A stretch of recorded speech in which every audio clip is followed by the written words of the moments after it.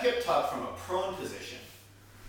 So that same rounded posture is important in all of the poses you're going to do, or especially when you're doing strength training. That rounded posture is the most effective for transferring force throughout your body. So when we're doing a prone position or hands down position, I sometimes call it a floor horse or a bench position, plank. I guess that's a pretty common name for it as well. The idea is when you're doing this particular position, you want to get into a good pose. Shoulders over palms, middle fingers lined up with the center of the shoulder. And standing out with your feet about the width of your shoulder.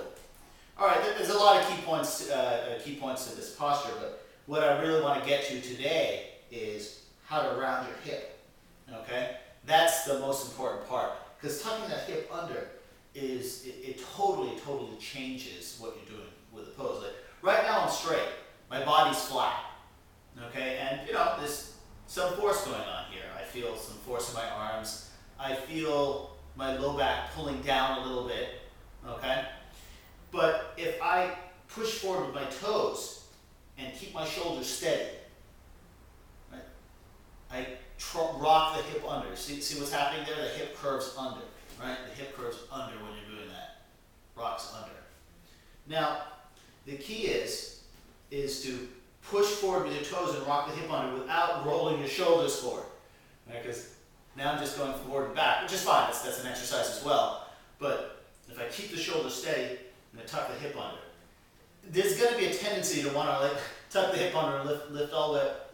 That's okay, but just for right now, if you can concentrate on keeping the hip in the same position, you see it's not really rising up when I'm tucking under, it's staying in that same position.